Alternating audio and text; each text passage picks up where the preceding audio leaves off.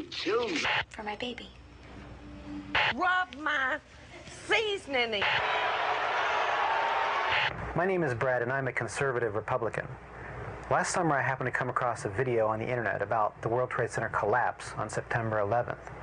As a kind of demolition hobbyist, I downloaded it and watched it. The title was Painful Deceptions by a guy called Eric Hufschmidt. The video made me angry. I was determined to prove the maker of this video wrong. I purchased DVDs about 9/11 from CBS and PBS Nova, including one made by the Naudet brothers. These were considered the official videos. And after watching them carefully and researching thousands of websites and archives on the internet, literally not sleeping for an entire week, I realized that the official story, not Eric Hufschmidt's Painful Deceptions, was unprovable, unsubstantiated, absolutely wrong. What you're about to see is information you should already know. Our news reporters, government, and media should have made all this material available to every one of us. Ask yourself why you've never seen it on TV. This is as close as we can get to the base of the World Trade Center. You can see the firemen assembled here, the police officers, FBI.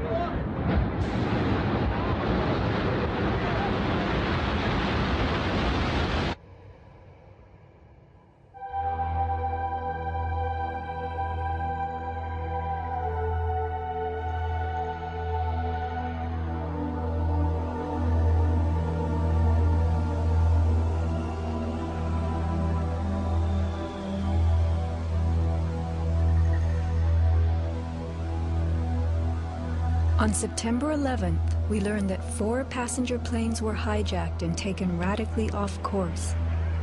Within an hour, 2 of the planes have flown into the enormous steel towers of the World Trade Center, creating fires and eventually toppling them.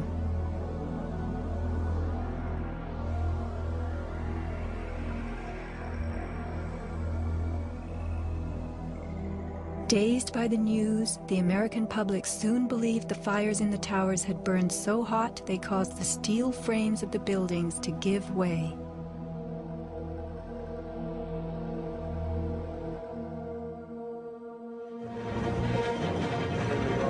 A myth developed, fed by official sources through the media to a bewildered audience. So when it was attacked again, he immediately... Elements of the myth. The impact of the airplanes, gallons of burning jet fuel, steel melting, the buildings failing and suddenly imploding. In a mere 10 seconds, 110 stories hurtled earthward, pulverizing into dust. We ran through the building and went into the... Right from the start, on the street itself, the official story was born.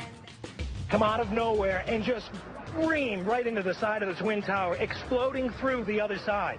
And then I witnessed both towers collapse, one first and then the second, mostly due to structural failure because the fire was just too intense.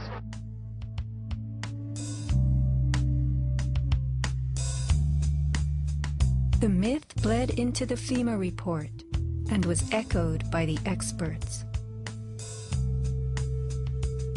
It was the combination of the impact load doing great damage to the building, followed by the fire, that caused collapse.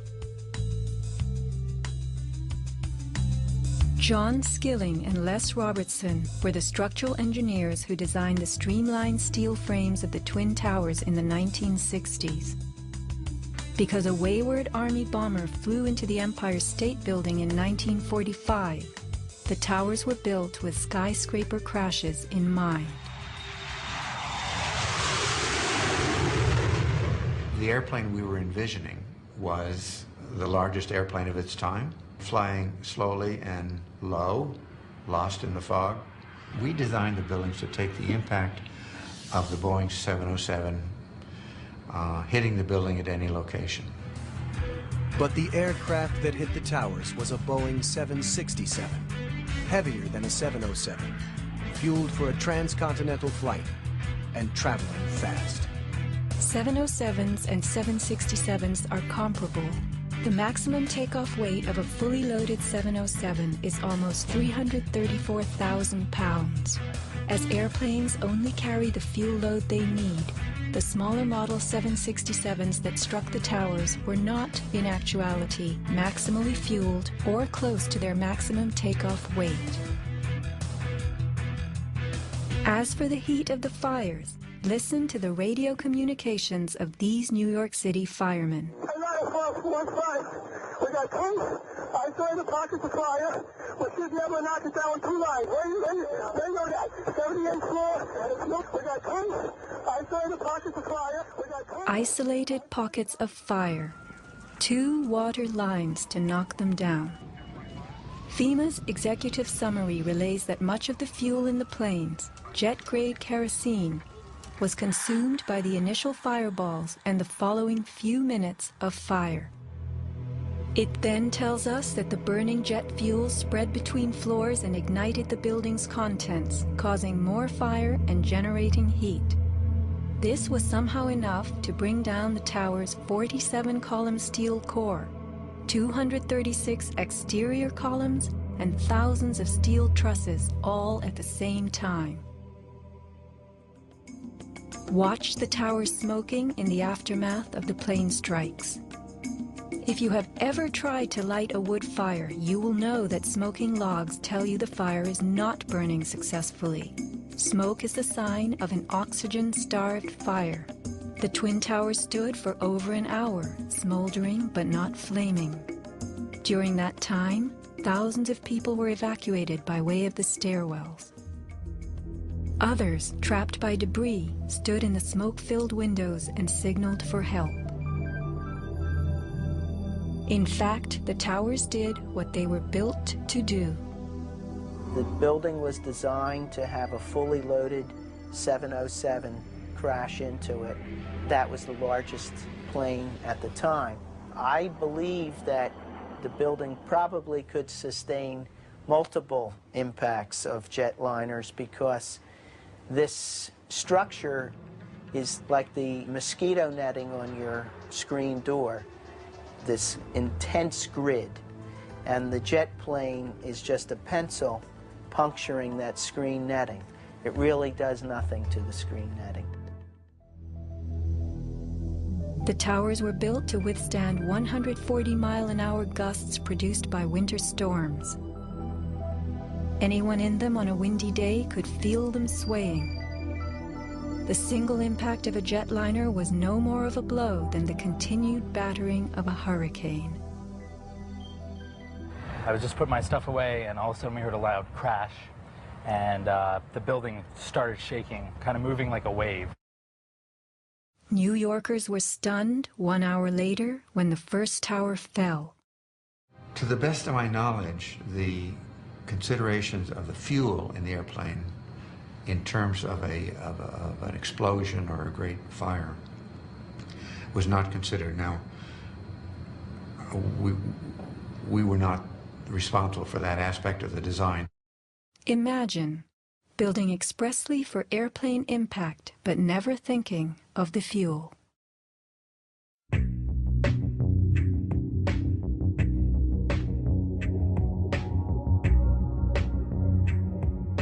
Never before in the history of the world has a steel building collapsed due to fire. I have not seen, until recently, a protected steel structure that has collapsed in a fire. True infernos have raged hot and long in steel-framed buildings, but not one of the buildings ever came down. In 1975, the World Trade Center's North Tower suffered a nighttime fire that flamed for 3 hours, spreading vertically from floor to floor. It burned twice as long as the fires of 9/11 without even a hint of a building collapse. In February 2005, the Windsor Tower in Madrid, a skyscraper undergoing reconstruction, sustained a 20-hour fire. This is what was left, a standing building strong enough to support a crane. Compare a 20-hour inferno to 90 minutes of smoke.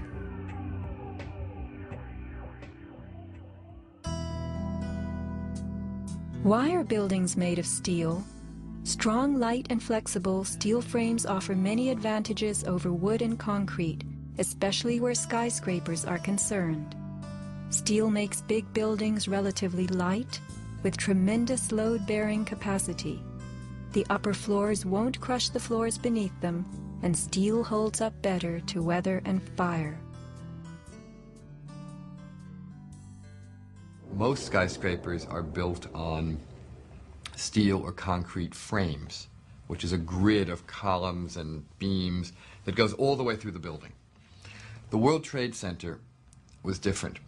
It was what engineers call a tube structure. It was a very, very strong mesh of steel that surrounded the exterior. Inside there was the core, a rectangle of 47 columns made of 4-inch thick steel at the base, thinning with increasing height. The cores combined might with ingenuity, anchoring the towers and allowing them to flex. Look at the size of this steel. Solid, prefabricated floor assemblies, welded metal floor pans placed on top of trusses both welded and bolted to the vertical frames.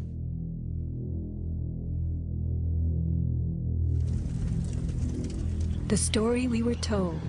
This rock-like steel grid gave way because fire warped the trusses, causing the bolts to fail. As the trusses sagged and fell, the floors dropped with them. In its 2002 documentary, Why the Towers Fell, PBS creates a video model. Once the trusses fail, the floors they were holding cascade down with a force too great to be withstood. The result is what's called a progressive collapse, as each floor pancakes down onto the one below. What remains standing? The tall, indestructible core. Why does PBS fail to explain the complete disappearance of the Twin Towers cores?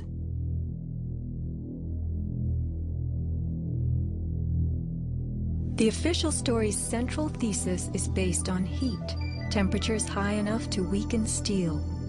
But people in the towers did not report such heat. Think about it. Neither steel, concrete, nor glass can burn. So what in those buildings could have burned to make such heat? How do these firefighters describe the collapse of the North Tower? We started running, floor by floor, instead of popping out. It was if they had detonated. Yeah, if they were planned to take down a building. Boom, boom, boom, boom, boom, boom, boom. All the way down. I was watching it and running.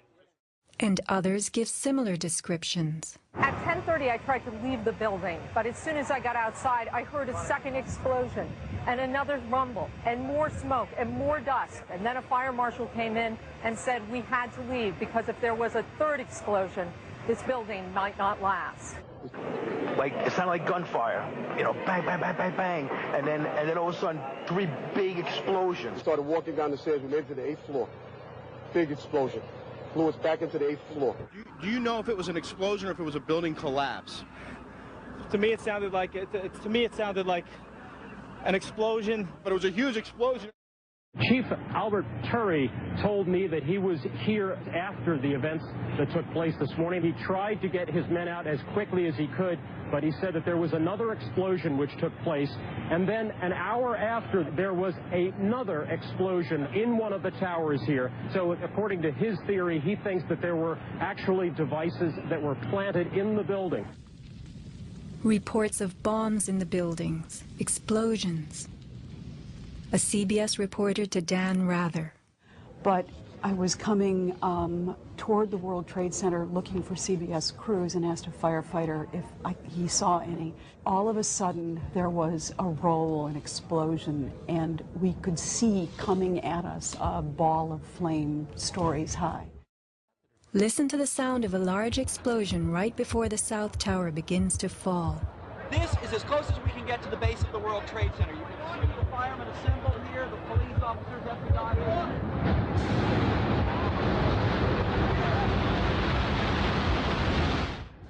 Sound reaches us after what we see. If the boom we just heard was the sound of the building collapsing, it would follow the collapse. Instead, the boom is heard before. Whoa, whoa, whoa. Bring it back.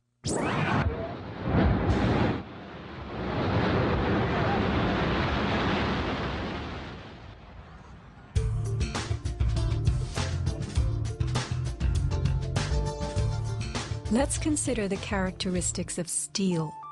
Steel is an alloy of iron containing added carbon for flexibility, workability, and strength. In the days of old, blacksmiths heated iron till it was red and pounded it for hours to form it. Horseshoes, knife blades, and plowshares were typical creations. Steel was introduced in the mid-1800s, and by the end of the century, with the advent of the blast furnace, found widespread commercial use. A blast furnace is known as a controlled environment. High temperatures are reached as oxygen is pumped into a closed space. How and when does steel melt? Steel melts at temperatures of 2750 degrees Fahrenheit and above, attained only in a blast furnace or when a powerful incendiary such as thermite is used. Steel or any substance that is burned will never become hotter than the temperature of the fire or heat applied to it. An open-air hydrocarbon fire reaches a maximal temperature of some 1200 degrees Fahrenheit in a dirty or uncontrolled burn, characterized by red-orange flames. Red-orange flames are what we saw on September 11th. Even the fireball caused by the plane strike was red-orange.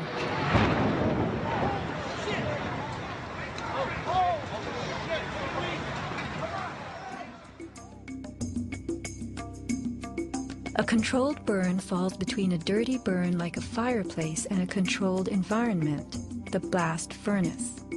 A controlled burn employs a regulated mix of air and fuel, an example being your gas stove or the engine in your car. You can fire up your gas stove all day long, making soup, roasting a duck, or simmering a stew. Made of steel, your stove will not melt, and nor will your pots and pans. This is a kerosene heater designed for use in any ordinary house. The heater runs on jet-grade kerosene contained in this tank. Made of steel, the heater can operate all night and all day. The kerosene fumes ignite and burn inside it, never causing even the smallest part of this heater to weaken or melt. Yet we were led to believe that these tremendous buildings, framed in steel and surfaced in aluminum, totally collapsed from small scattered fires and 90 minutes of smoke. Take note of these hurtling beams, thrown laterally outward as the tower comes to earth.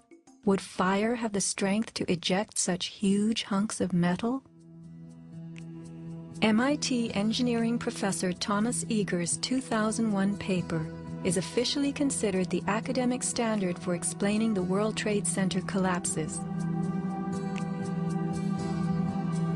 In it, he tells us that steel loses half its strength at 650 degrees Celsius, and that the fires that day did not get much hotter than this. He stresses, however, that the fires did not burn evenly. It was the uneven temperatures that caused the steel to deform and some of the floors to fail. These falling floors brought down the whole building. While it was impossible for the fuel-rich diffuse flame fire to burn at a temperature high enough to melt the steel, its quick ignition and intense heat caused the steel to lose at least half its strength and to deform, causing buckling or crippling. This weakening and deformation caused a few floors to fall, while the weight of the stories above them crushed the floors below, initiating a domino collapse. In plain language, straight from MIT.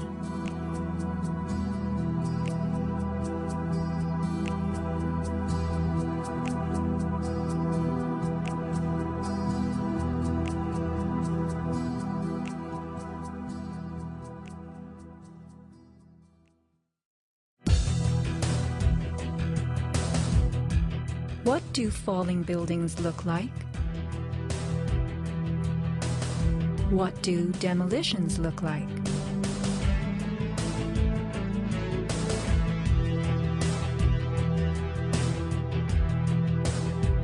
We are seeing typical implosions, characterized by gutting a building's base and then pulling it into itself. Computer-controlled sequencing fires the explosives in a rapid wave. Notice the jets of shooting concrete, the flashes, the pops, the caving of the buildings as they fall into their footprint, the tremendous billowing clouds of dust.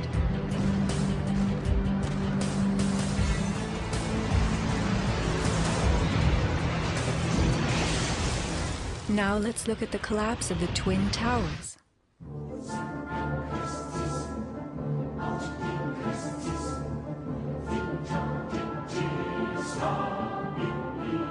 We are seeing explosions rather than implosions, a first in demolition history.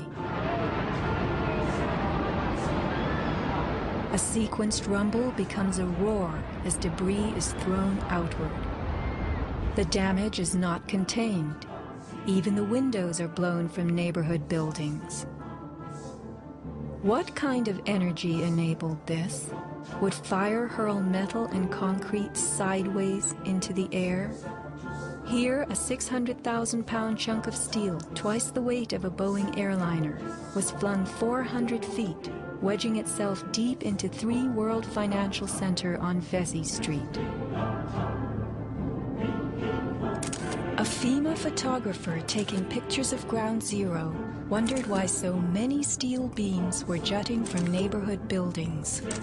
What shot pieces of the towers all the way across the street?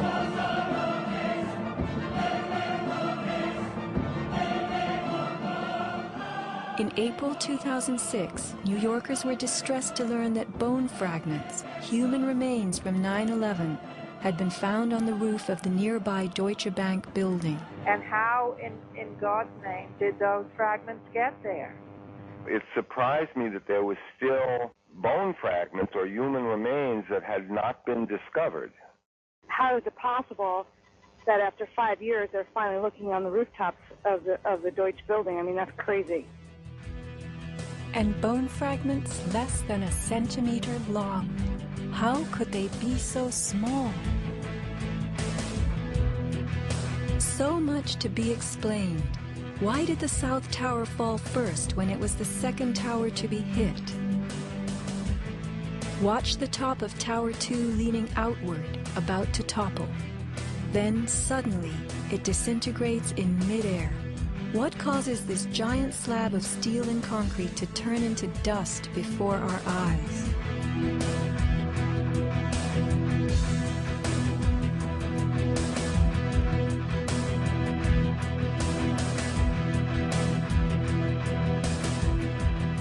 Watch both buildings collapsing straight down, directly into the path of most resistance, which is all the floors and all the mass of the building itself.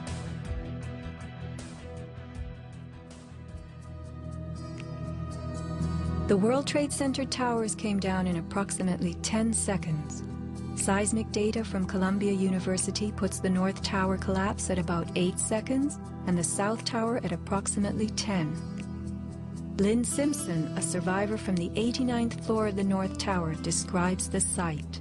And I saw the Trade Center literally collapse in upon itself, floor by floor by floor, and it took seconds for it to happen. It was a massive building, and it just pancaked. 10 seconds. These are 110-story buildings coming to Earth at free fall speed, the rate at which an object drops through air. The lower floors would need to give way completely as the floors above them fell. Can a person walk through a closed door as quickly and smoothly as one that is open? A 10-second collapse means the upper floors encountered no resistance from the undamaged floors beneath them. Watch the demolition wave rushing straight down.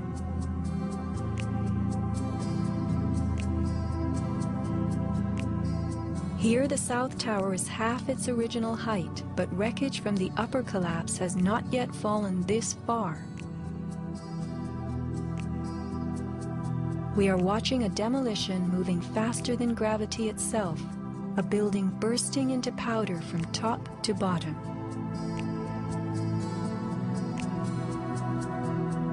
Here, the core of the North Tower finally gives up. 700 remaining feet of giant steel columns, among the strongest ever erected. What force acts upon the core to make it all of a sudden disappear? Eric Hufschmidt, author of the book Painful Questions, is a metal-cutting software engineer. The floors of the World Trade Center towers were on three-dimensional mesh of steel beams. You have to keep in mind now the floor is about an acre in size. There are thousands of joints all over it. In order for the floor to fall down, thousands of joints would have to break simultaneously. And then if you look at the speed at which this came down, less than 10 seconds, you blink your eye and thousands of joints just popped somehow. The only way you can explain that is with explosives. They had to have had explosives placed all over the floors at the primary joints. And then that would explain how all of the joints broke at such a rapid rate. The debris was crashing from one floor to the next. Debris cannot crash through steel and concrete floors as fast as it falls through the air, and there was no slowing. Explosives had to be breaking the joints ahead of the falling rubble, which is why the top half starts off collapsing slowly and then it starts picking up speed. This is a pancake collapse. Why don't we see piles of floors at ground zero?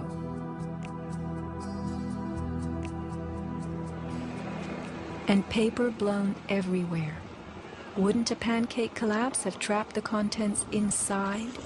What blew this paper all over New York?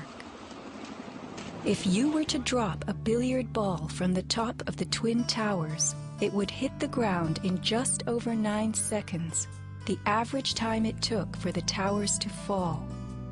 Helped by gravity and falling through air, the ball will gain speed.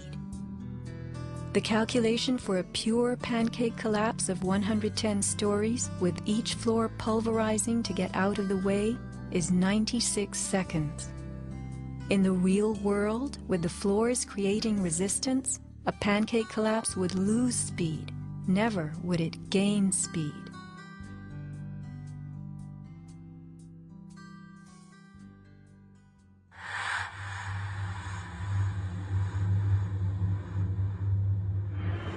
The airplane struck the towers high above the ground.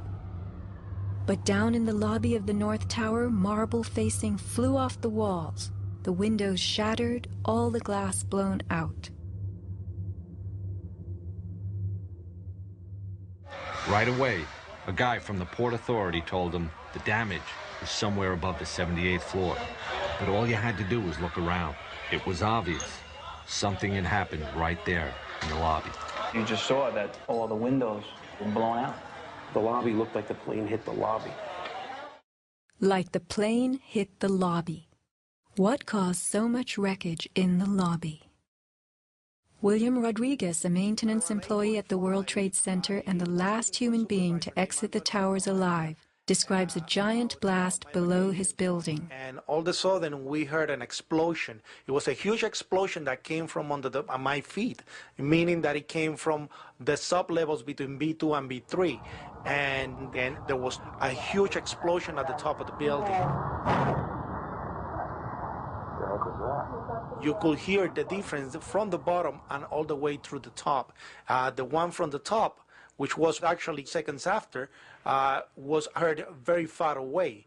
The one at the basement was pretty loud, and you felt your actual feet moving with the floor. The tremor that is sent through the floors, that the walls cracked and the false ceiling totally collapsed. And that's when a person named Felipe David came running into our office saying, "Explosion, explosion, explosion." And when I saw him, he has all his skin pulled from under his armpits and missing pieces on his face. An explosion deep down in the tower before the plane crash 95 floors above. Others lived to report enormous explosions below the towers. Construction worker Philip Morelli was in North Tower's sub-basement 4 at the time of the first plane strike. I go downstairs, the foreman tells me to go to remove the containers. As I'm walking by the main freight car of the building, in the corridor, that's when I got blown. I mean, the impact of the explosion, of whatever happened, it threw me to the floor, and that's when everything started happening. Blown to the floor. Let's hear what happened next. I was racing, I was going towards the bathroom. All of a sudden, I opened the door, I didn't know it was a bathroom, and all of a sudden a big impact happened again. And all the ceiling tile was falling down, the light fixtures were falling, swinging out of the ceiling. And I come running out the door, and everything, the walls were down, and now I started running towards the parking lots. There was a lot of smoke down there, there was a lot of people screaming. People came with us running up the ramps. Philip then ran underground to the South Tower. You know, you got to go clear across the whole from 1 to 2 World Trade Center. You know what I mean? That's the way you got to run. And then all of a sudden it happened all over again. Something else hit us to the floor. Right in the basement, you felt it. Walls were caving in, everything that was going on. I mean, I know of people that got killed in the basement. I know of people that got broken legs in the basement. People that got reconstructive surgery because the walls hit them in the face. Engineer Mike Pecoraro in the 6th sub-basement found the parking garage and machine shop reduced to rubble.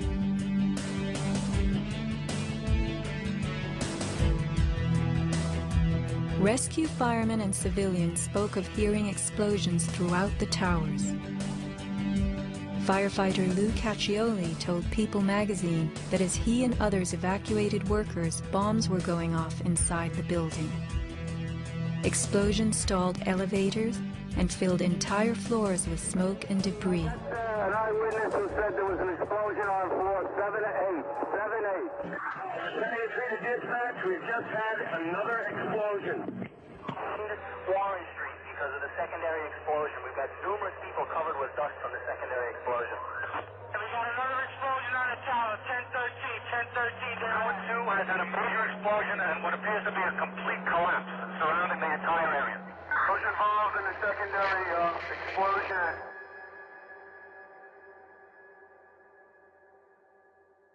William Rodriguez, helping the firefighters, reports blasts within the North Tower well before it fell.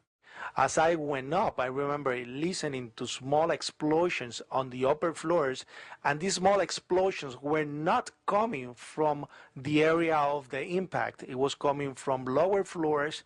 And when the second plane hit the South Tower, we heard boom. When we heard boom, inside our building, the North Tower, we heard pa pa pa pa pa pa pa pa. And on their security radio, we heard, we lost 65, meaning the 65th floor collapsed. And as we went down the stairwells, you could hear the actual collapsing inside the buildings. You heard rumble, you heard the cracking of the walls, I mean, pieces falling right next to us of the actual building.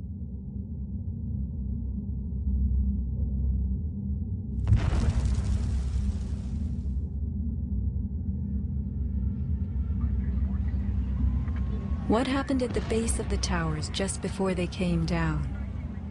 Smoke appeared at street level.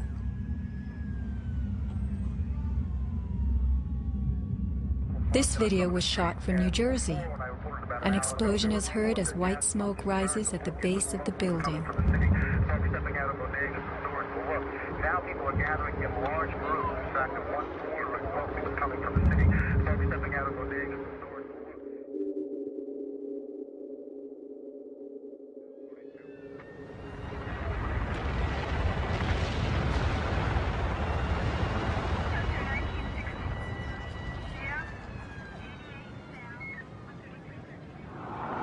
Watch the camera shake on its tripod as a large energy source rocks the ground. 9 seconds later, the North Tower falls. I heard like an explosion and then a cracking type of noise. And then it sounded like a freight train, rumbling and picking up speed. I looked up and I saw it coming down. As I came out of the North Tower, everything started trembling under my feet like an earthquake. The only thing I saw was a fire truck. I ran towards the fire truck and slid right under, when the building started to collapse right on top of the fire truck.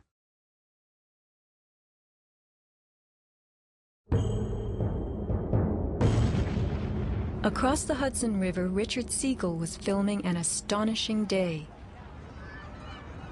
The sound meter of Richard's camera caught something very significant.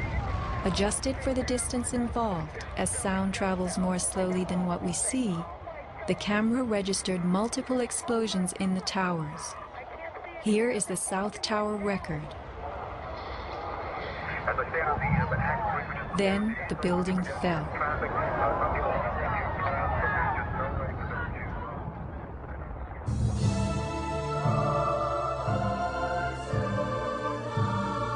Let's look carefully at the collapse itself. Notice the puffs of concrete issuing from the sides of the building well ahead of the collapse wave. Called squibs in demolition language, these are actual explosives, charges firing visibly through the exterior as gravity pulls the building down.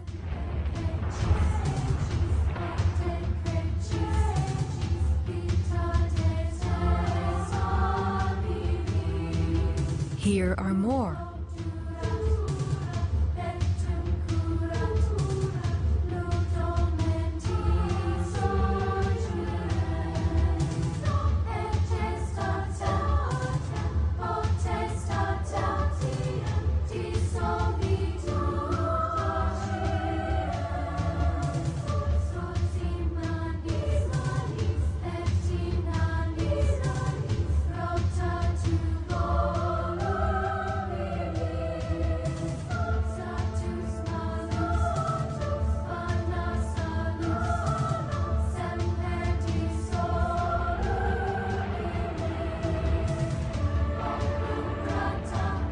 Shattering from the top, engulfed by banana peel plumes, these were no ordinary implosions.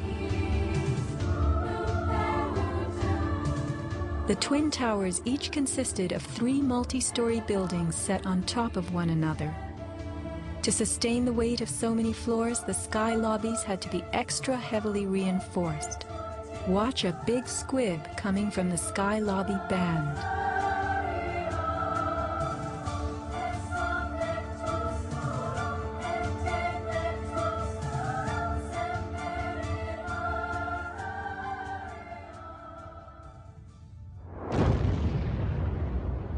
A powerful blast produces what is called a shock wave.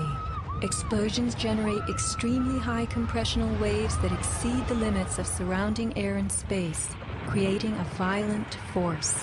When the debris started coming down, I was right in the shadow of the South Tower. I was less than 100 yards away.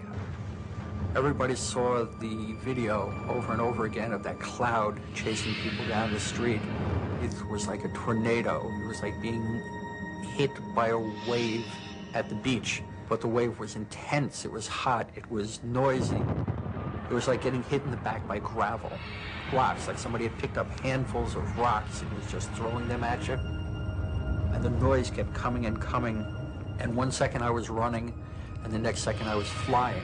I was just, I had no control over my feet, no choice as to what direction I was going. I was in the air, and it seemed like I was being followed by this tornado of darkness. The South Tower fell first. This is the shockwave blast as it rocks the tower next door.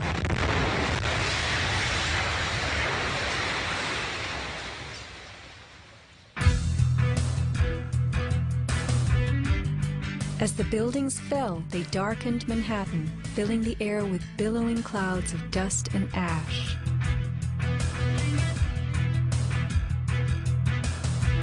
What produces these huge, scudding, cauliflower-like masses of slowly moving dust? True, a 110-story building has just been reduced to 1 million tons of rubble. But is there anything in our experience we can compare it to? A volcano.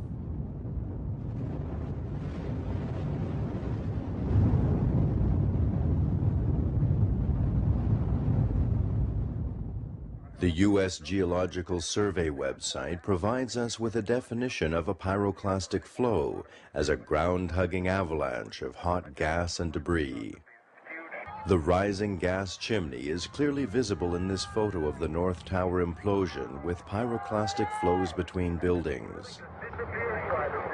The cauliflower shape of the debris clouds is a telltale sign of pyroclastic flows generated by massive explosions typical of volcanic eruptions and controlled demolitions. That is the second building that has gone down.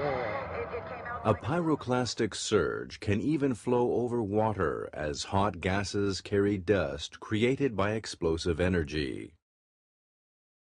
Here, the South Tower implosion creates a pyroclastic surge moving out over the Hudson River. A volcanic eruption produces exactly the same thick, scudding ash, heavy with debris, hugging the ground as it flows out from a tremendous internal explosion.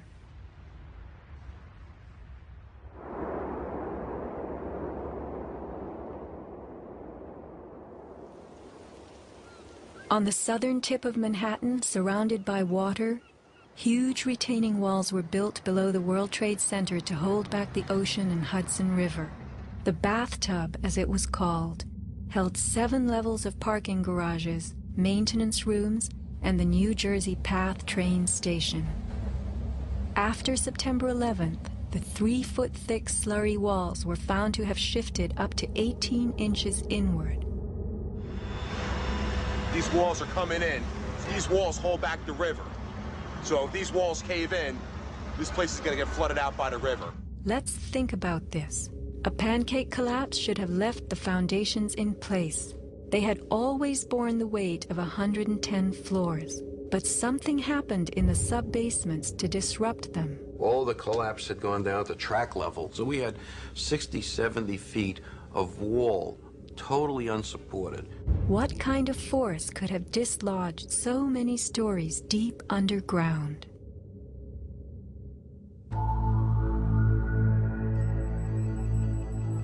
The pile itself seemed to have a life of its own. It spewed fire when we dug into it. The ground continued to burn. Les Robertson publicly reported that 3 weeks after the collapse, live fires burned and molten metal still flowed underground.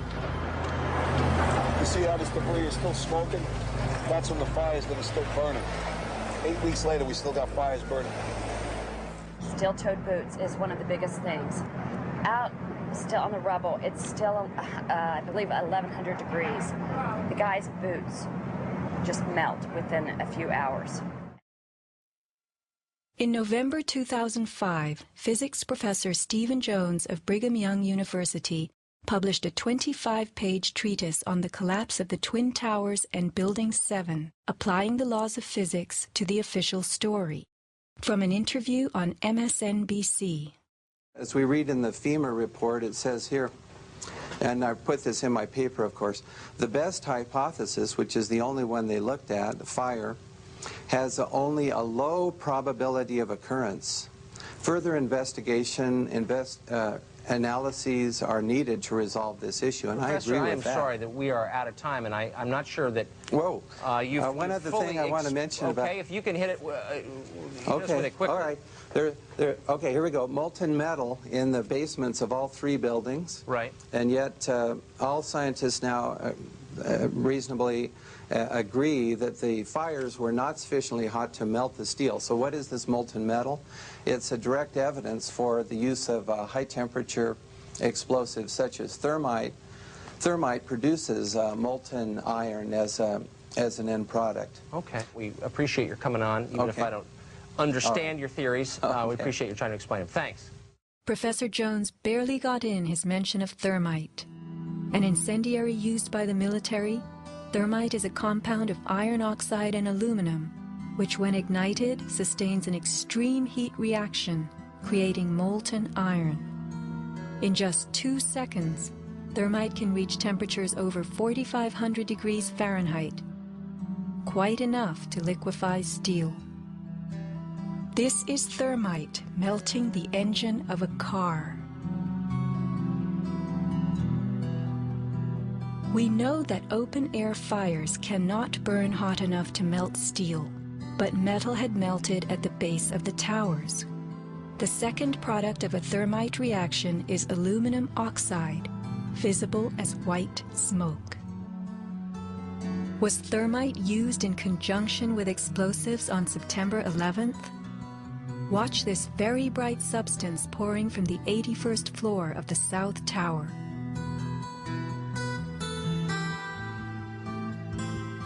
And white smoke appeared at the base of the building.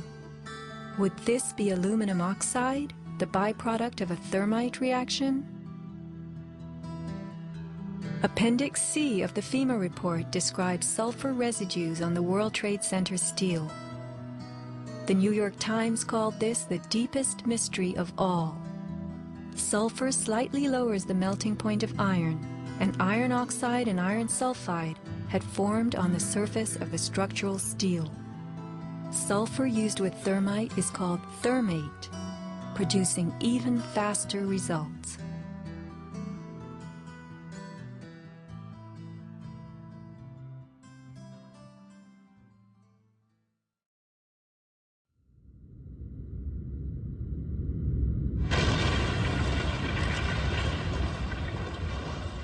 Let's look at what happens in the demolition industry. Taking down large structures requires preparation. Powerful explosives and heavy equipment are used in advance to weaken the foundation and bottom sections of a building before additional explosives and gravity bring the rest of it down. The words of a senior blaster. We blow the basement, all the columns in the basement. Then we crack it up at the top to get it started. We go every other floor, all the way down. Every explosive has a timer on it. That's why it's controlled. When the columns go, each floor goes down and impacts the one below and keeps going. Here's what demolition experts use in steel-framed buildings: the linear shaped charge. It's a chevron-shaped or V-shaped charge that you can focus at a specific target, and it's lethal. It generates around 3 million pounds per square inch pressure at a speed, depending on the explosive inside the shaped charge, in excess of 27,000 feet per second. Besides the unfathomably powerful shaped charge, blasters have a lot of tricks. There are over 1,000 different types of explosive. Different because they detonate at varying speeds. This is detonating cord, and this burns at about 21,000 feet per second. Comes in all colors, pastels too. With the use of delays, we can control pretty much where the debris lands. We can control vibration. We can control noise levels. Timing and delays are the key to just about everything in our business.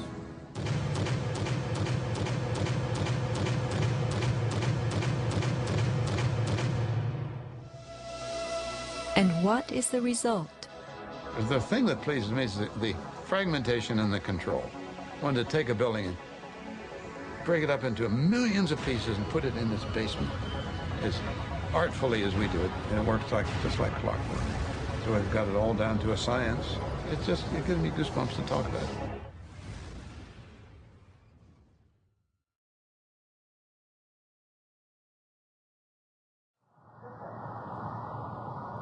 Were the underground explosions intended to blow out the Twin Towers' basements, followed by blasts heard inside the buildings of shaped charges slicing the core? Because of the secondary explosion, we've got numerous people covered with dust from the secondary explosion. Demolition pre-weakening usually takes place well in advance of the final blast, but at the World Trade Center, critical prep work might have had to occur in a very compressed time frame in the panicked aftermath of the plane strikes.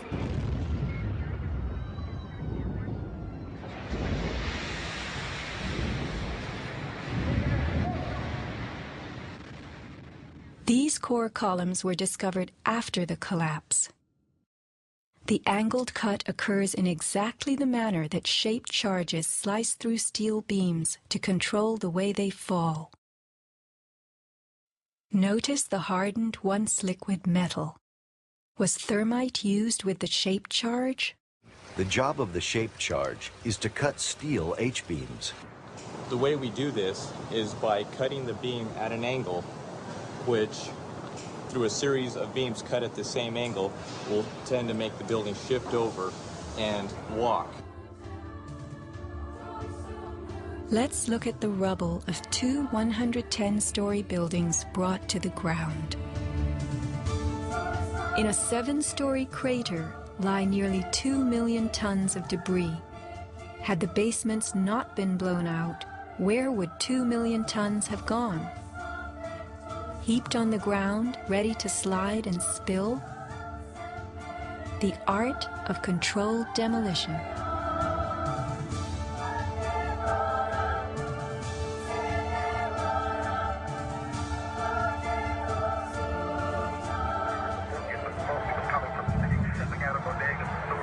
Remember the pre-collapse and mid-collapse explosions caught by Richard Siegel's camera on the Jersey Shore?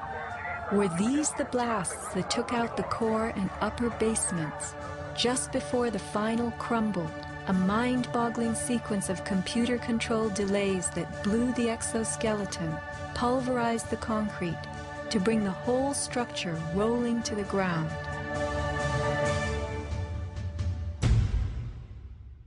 Was this the story of that day?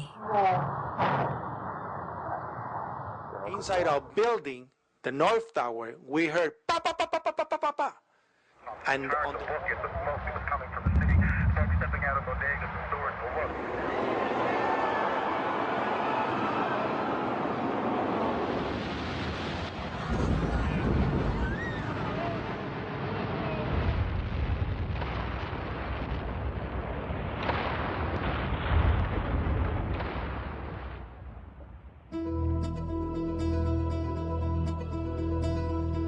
Some people appear to have known the imminent future on that fateful day. FEMA had arrived in New York on Monday night, ready for a bioterror drill. Spokesman Tom Kenny to Dan Rather. To be honest with you, we arrived on late Monday night and went into action on Tuesday morning. And not until today did we get a full opportunity to work the entire site other than the spot at Church and Day to which we were deployed. And Rudy Giuliani, mayor of New York, tells ABC's Peter Jennings that he was aware the towers would be coming down. What is going on now is a massive rescue effort. Do you believe it's hundreds or thousands? I really don't want to say right now, Peter. I think it's going to be a horrible number. I saw people jumping out of the World Trade Center. I saw some of the firefighters who I know going into the building.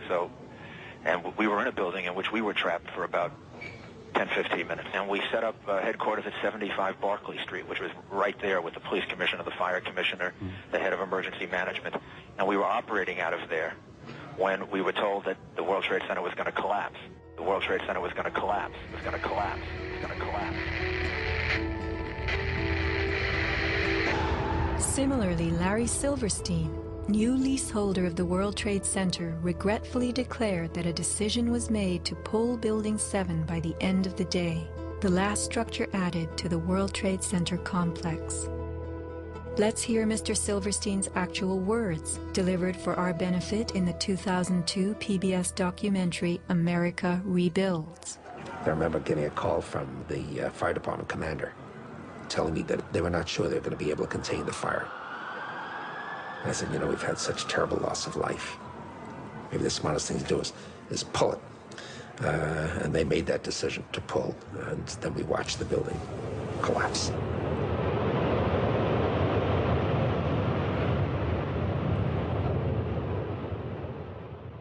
Blast, shoot, blow, and pull are terms used in the demolition industry to refer to bringing down buildings, bridges, and other structures. Because I actually blew the hospital down that I was born in. Originally, we had figured to shoot it, let it drop straight down. Then, watch Demolition Dynamics attempt a big blast. And from Ground Zero's own post-disaster wrecking crew. By mid-December, the Department of Design and Construction had leveled World Trade Center buildings 4 and 5. Hello? we're getting ready to pull Building 6.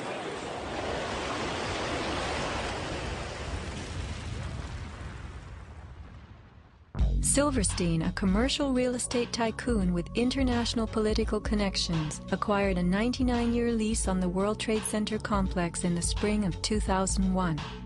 Throughout the summer, he reworked the insurance policies on his new property, making sure that it was covered for acts of terrorism. Explicit in the lease agreement was Silverstein's right to rebuild the complex if it were destroyed. After 9/11, Mr. Silverstein fought his insurers in court to obtain double his policy limits for the destruction of his property, maintaining that the double hijacking constituted 2 disasters caused by terrorists, not just one. He won and was awarded over $7 billion, a magnificent return on his original $15 million investment. My first reaction is to think about the families of those people, the tragedy, the magnitude of it. However, I firmly believe that we should rebuild.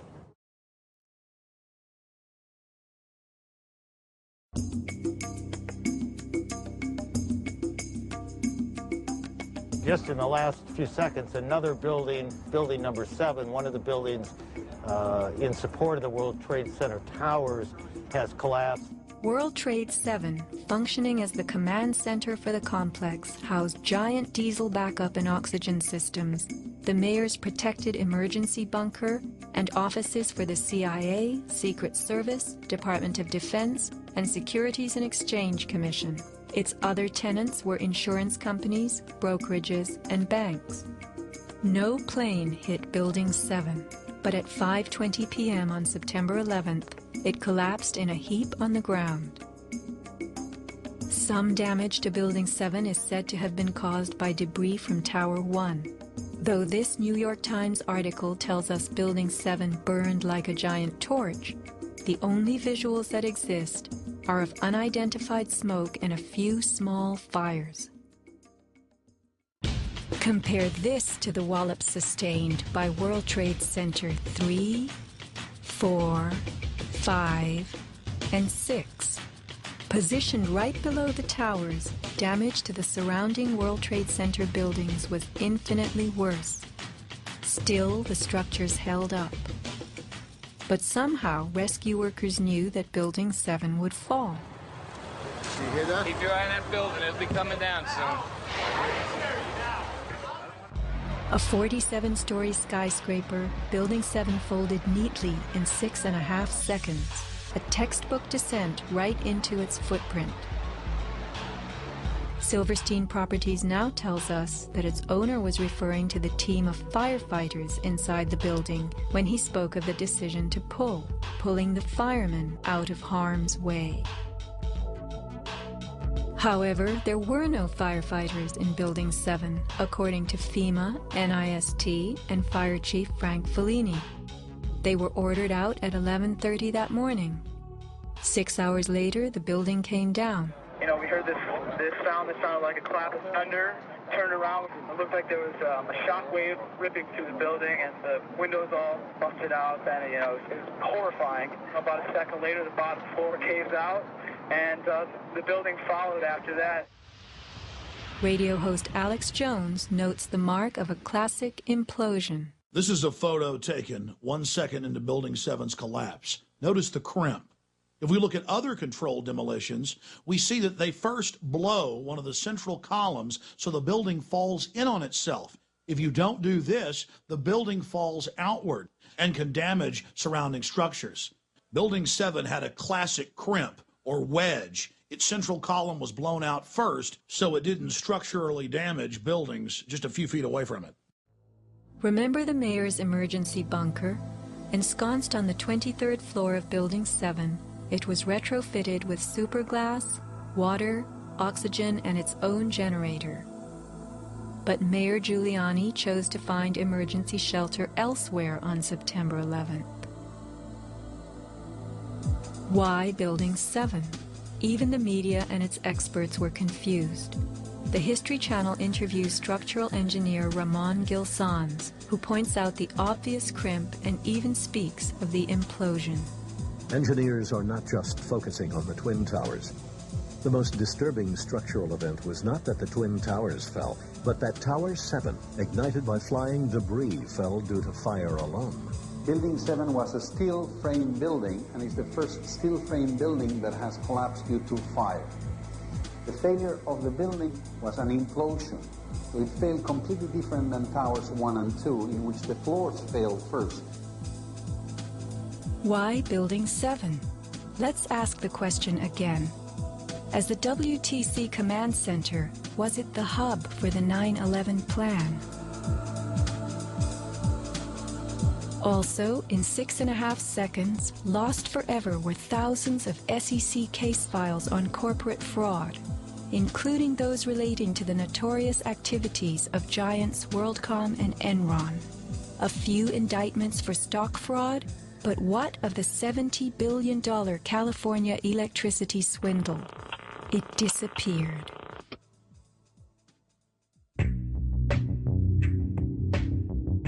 No one died in the collapse of Building 7. It was vacated well in advance of its implosion, but not the Twin Towers. Why weren't police, firemen, and civilians in these buildings told what to expect? Tragically, employees in the towers were advised to return to their offices. The announcement came on that everything was fine. Tower 1, they were evacuating, but Tower 2 was fine, and we could go back to our offices. We were about to go through the turnstile. The security guard says, "Where you guys are going?" I said, "Well, I'm going home because I saw fireballs coming down." He said, "No, your building is safe. It's secured. It is safer to stay in your building. Go back to your office." Stanley Prayamnath returned to the 81st floor. Then, I just happened to raise my head looking straight towards the Statue of Liberty, and what I saw was a giant airplane coming straight towards me. the South Tower was hit between the 78th and 84th floors. Trapped on the 81st floor by crushing debris, Stanley was rescued by Brian Clark. Slowly and painfully, they made their way down a stairwell to freedom. Outside, Stanley had a feeling of uncanny prescience for what was to come. And we peered through the railing up through the trees at the tower, and Stanley said, "You know, I think that tower could come down." And I don't know why I'm telling this man this building is going. But I knew it was not over. I said, "There's no way. That's a steel structure. That's just draperies and carpets and furniture burning. You know, there's no way." And I didn't finish my sentence when the tower started to slide. And I can still remember hearing, first of all, this boom, boom, boom explosions.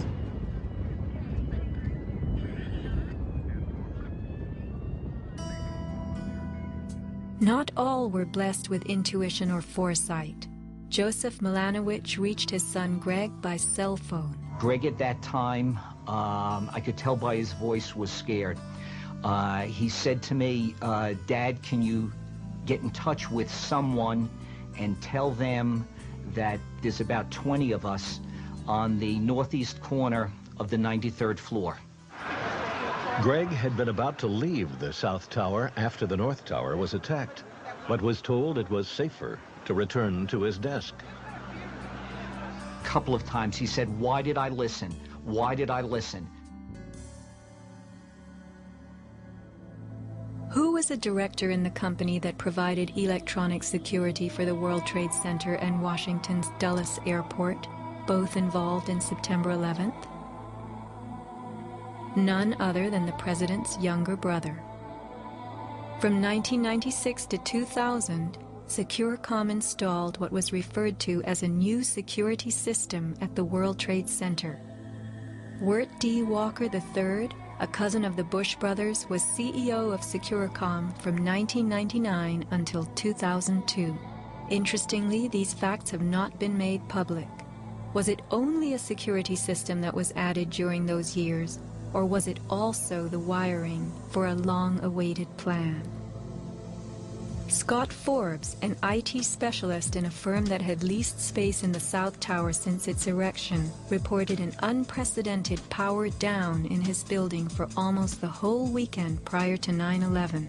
We were notified 3 weeks in advance of the power down by the Port Authority.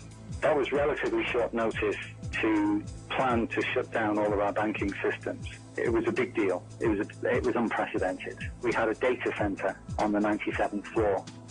So our originating servers were all there. During that weekend, the power down meant that there was no security. The doors were all open, basically. And also the security video cameras were all off. But there were guys in overalls carrying huge toolboxes and reels of cables walking around the building on that weekend. Employees were notified that internet cables were being upgraded. But who were the strange workmen, and what were they really doing? All the power was shut down. If there was a power down, that meant that everything was gone in terms of security, in terms of access to the building. So anybody could have gone there and do any kind of setup. Having worked overtime to get his company's servers back up, Scott took the day off on September 11th. As he watched the towers collapse from New Jersey that morning, he was sure this had been the purpose of the mysterious weekend work. Scott notified many authorities, including the 9/11 Commission, about the unusual and lengthy power outage, but was ignored. Ben Fountain of Fireman's Fund spoke of unusual evacuations ordered at the Twin Towers during the weeks before September 11th. Others reported that the security alert was inexplicably lifted 5 days prior and bomb-sniffing dogs were removed. What would the dogs have discovered had they remained on duty?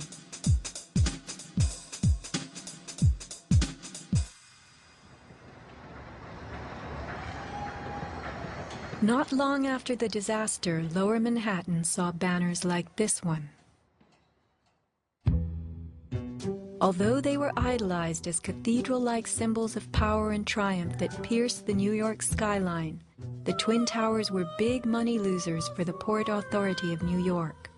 They cost millions a year to equip with the basics: electricity, water, heat, air conditioning, sewage, and even oxygen, being airtight. As modern communications connected traders from all corners of the globe, tenancy in the Twin Towers continued to drop. The towers presented another problem. Decades ago, their steel beams had been sprayed with fireproof asbestos, a cancer-causing material banned from use in building in the mid-1980s. Although the World Trade Center complex was given several waivers, it was expected to clean up its act. But to remove the asbestos from every supporting beam in the Twin Towers would have been almost undoable. Quotes for this cleanup ran over $1 billion, and no insurance company was willing to bear the cost. An urban renewal project of unfathomable proportions. Given the tower's issues and problems, September 11th proved an unexpected bonanza. The Trade Center was built in the 1960s to revive a rundown area of New York, and 40 years later, urban renewal could again take place. 2 white elephants were removed, and a brand new complex is in the works.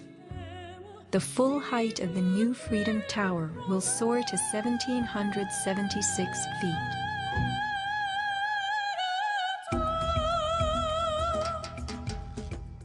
The suffocating dust that engulfed Manhattan was much more than dust. It was pulverized concrete, glass, metals, containing lead, mercury, dioxins, benzene, and of course asbestos. None of that was healthy for any living thing. Today, thousands of rescue workers have developed lung cancer and serious permanent health conditions. And the rescue dogs continue to die. What you had was a ground-level municipal incinerator that smoldered for months, burning up the most heavily computerized building in the world.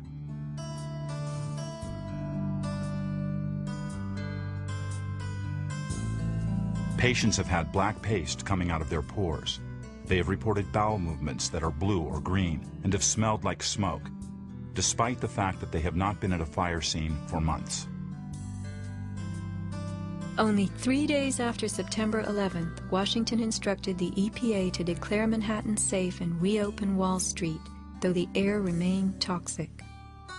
A federal judge is blasting the former head of the Environmental Protection Agency for telling New Yorkers it was safe to return to their homes and offices near Ground Zero soon after the 9/11 attacks. The judge called Christine Todd Whitman's actions, quote, conscience shocking, and refused to grant her immunity. It was documented that the White House ordered EPA to tell these lies, to downplay the seriousness of the environmental hazards. In addition, 9/11 first responders who have fallen ill and applied for aid have been denied.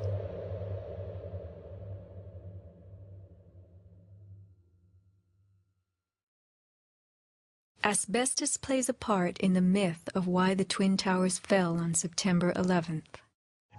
The steel had been sprayed with a lightweight fireproof foam, which, while cheaper, was much less adhesive. The New York Times has reported that the foam fell off easily, and the Port Authority had been fixing and replacing missing sections in the months before September 11th.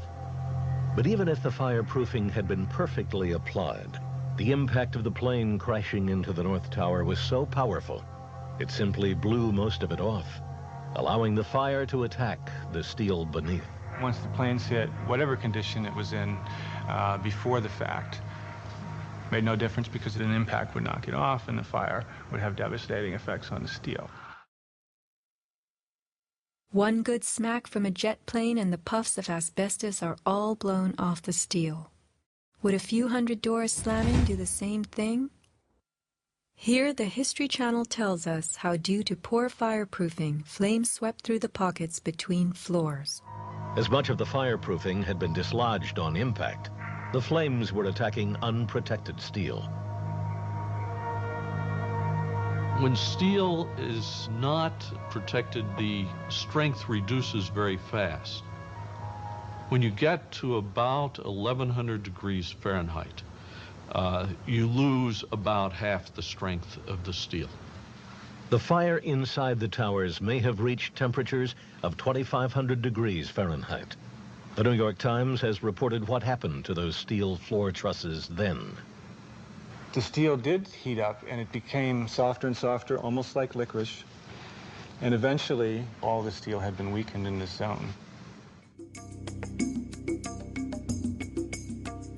40 years ago, the steel used to build the World Trade Center was certified by Underwriters Laboratories, a global product compliance and public safety guardian. Let's hear a lone voice that spoke out from this enormous company. My name is Kevin Ryan, and I'm formerly a manager at Underwriters Laboratories. I was fired from my job 5 days after sending a letter to a government scientist at the NIST, questioning the report that the NIST had recently released in October of 2004. I wrote this letter because I had serious questions about what I saw in the report. Those questions went back to September of 2001 when UL's CEO came to our location in South Bend. He told our entire staff that the World Trade Center steel had been certified by UL, and he said that we should be proud of how long the buildings had stood. Over the next 2 years, I did some research and found some very disturbing facts, including that the steel had been disposed of in an unprecedented manner. Once I discovered those facts, I sent a written question to UL CEO asking him about these things and what he was doing to protect our reputation as a company. He replied in writing to me that UL did, in fact, test the steel. He talked about the quality of the sample and how well it had performed in the tests. And he said that our company had tested the steel and that it had done beautifully. After that, he asked me to be patient and wait for the NIST report because UL was working closely with them. I saw this report in October of 2004, and in November, I sent my letter to NIST asking for clarification. I felt it was an obligation on my part to ask the questions since no one else seemed to care to. After the 1993 bombing, the fireproofing in both buildings was updated considerably. But when you look at the NIST report, you don't see any testing that showed that a 767 would widely dislodge the fireproofing under any impact, let alone so far from the point of impact. So now we've been left with a new theory that is not really a theory at all, but only a collection of vague statements. The NIST report represents what can really only be called anti-science. They started with their conclusions and worked their way back to some leading hypotheses.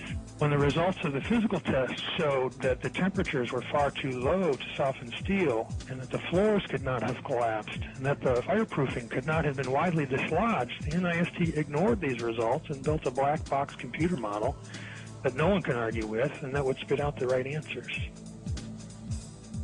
Today, anyone who's conscious enough to know what's happening in the world knows that most government policy is being driven by this false story. Track down and punish the perpetrators of this attack. This is being seen on Capitol Hill as another Pearl Harbor, as another Pearl Harbor, as another Pearl Harbor. The steel in dragon-like lengths and contortions spoke for itself. Bent, deformed, without cracks. I found it hard to believe that it actually bent because of the size of it and how there's no cracks in the iron. It bent without almost a single crack in it. It takes thousands of degrees to bend steel like this. Typically you'd have buckling and tearing on the tension side, but there's no buckling at all. There's no buckling at all. Here is the meteorite, molten iron fused with concrete. And architects, engineers, people who work with steel, welders have just never seen the level of destruction and the level of deformation of this material in our lives. It is true that heat expands steel. In a fire, steel members may swell and bend slightly. But this, how could these huge tangles have been created? The steel below the towers had melted at many thousands of degrees. Since metal conducts heat, were these twisted remains formed by high temperatures wicking their way through a gridwork of steel?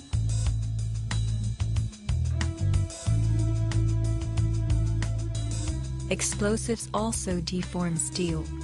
As they fire, gas pushes outward. The force of the gas can easily bend a large steel column.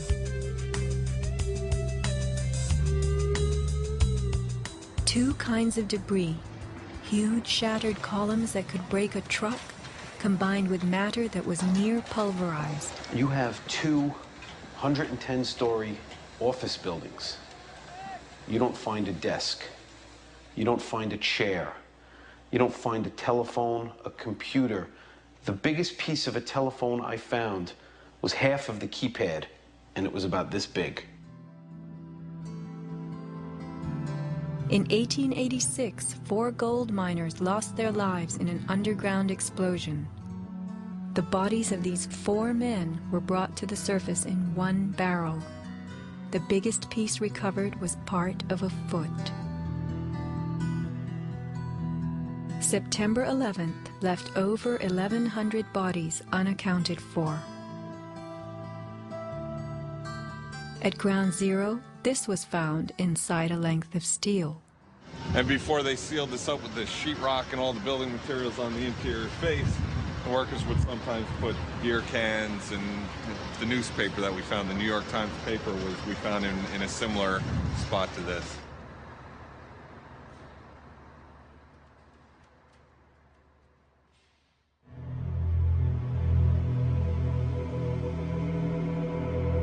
Secrets cannot be kept forever. Just as that newspaper from 1969 revealed itself to us decades later, we will someday know the inside of September 11th. The reasons for the staging of such a production go far back into time. Insurance policies covered nearly everything in the World Trade Center that was destroyed. But what if certain commodities could be removed in the nick of time? Gold and silver held by commercial banks and the COMEX exchange is said to have been stored beneath Ground Zero. This single cache belonging to the Bank of Nova Scotia was unearthed and made public. Was there more, and was it removed, remains a question. As last survivor William Rodriguez climbed the stairwell to rescue people, he remembers a very strange thing. As I stood there on the 33rd floor, I heard very strange noises on the 34th floor. Now, the 34th floor was an empty floor, a floor that did not have any kind of walls, or it was a construction floor. It was totally hollowed out. There was nothing there, and I heard very heavy equipment being moved around, and it sounded like dumpsters with metal wheels being moved around, and I got scared because I knew it was an empty floor. Nobody was supposed to be there.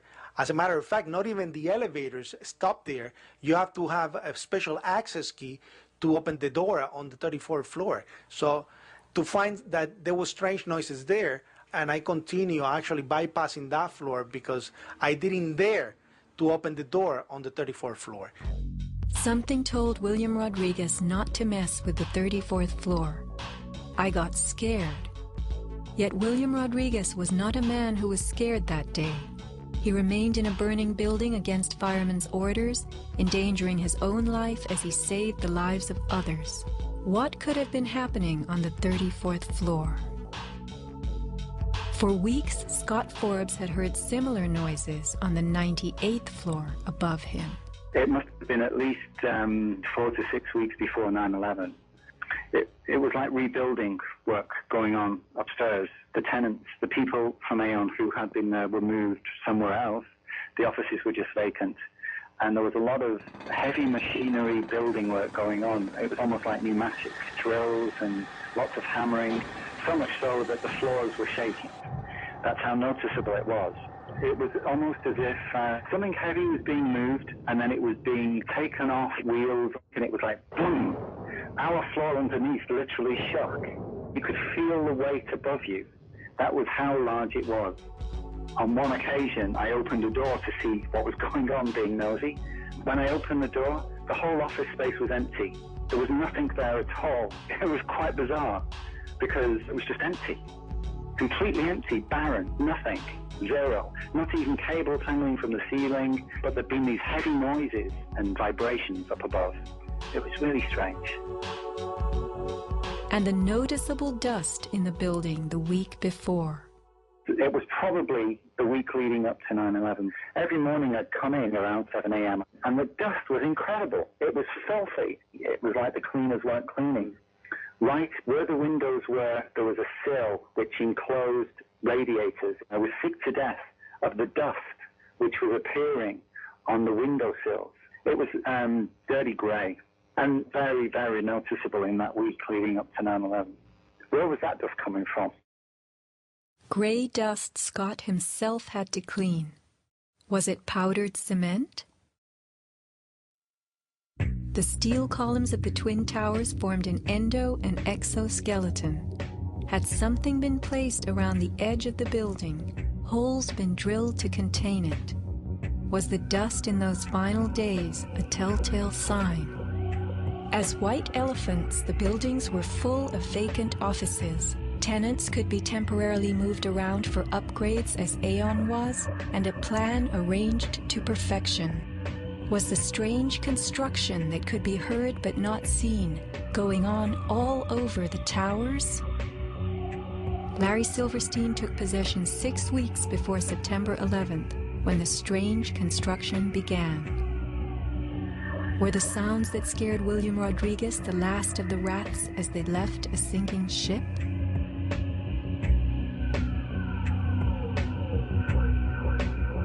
By taking a day off, Scott Forbes saved his life. This woman was not so fortunate. She is 9/11's Iphigenia, calling soundlessly to people who could not help her. Christopher Hanley, trapped with 100 people on the 106th floor of Tower 1. Fire department 408, where's the fire? Yeah, hi. I'm on the 106th floor of the World Trade Center. We just had an explosion up here. What building are you in, sir? One or two? One World Trade. All right.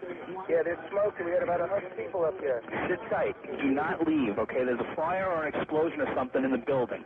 All right? I want you to stay where you are. Yes. Kevin Cosgrove trapped on the 105th floor of the South Tower. There's smoke right there, 105, 2-power. It's right there, it's black, it's iron.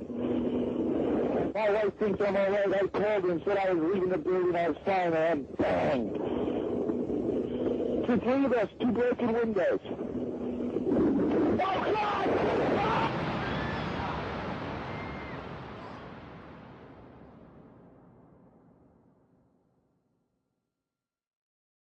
Let's not forget these people whose fate on this day was decided for them. As we know, secrets cannot be kept forever.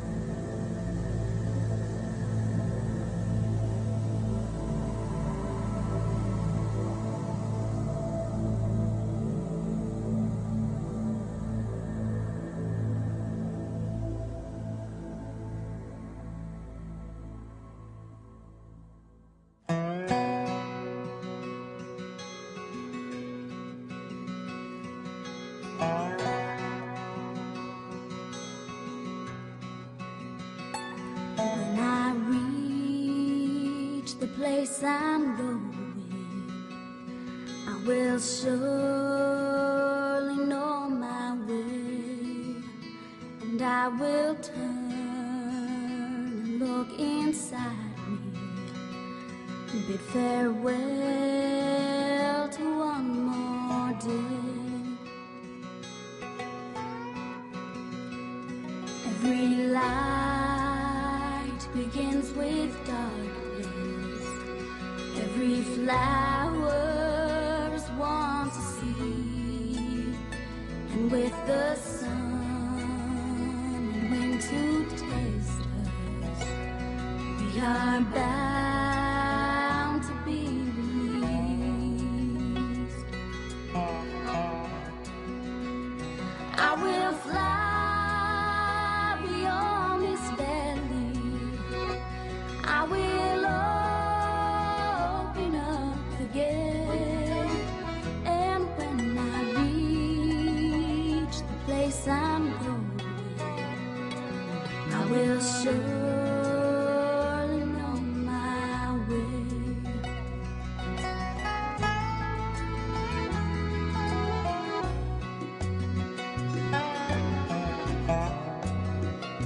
We have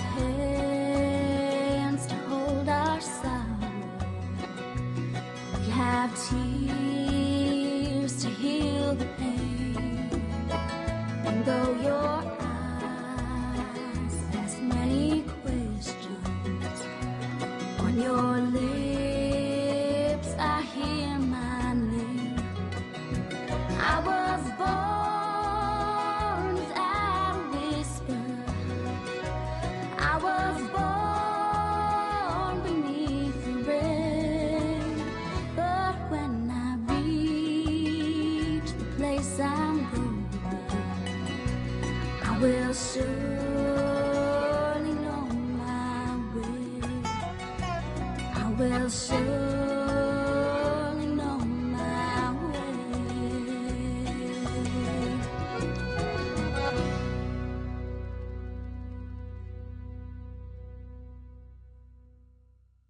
So are you tired of editing? Me? Yes. No. Are you filming me?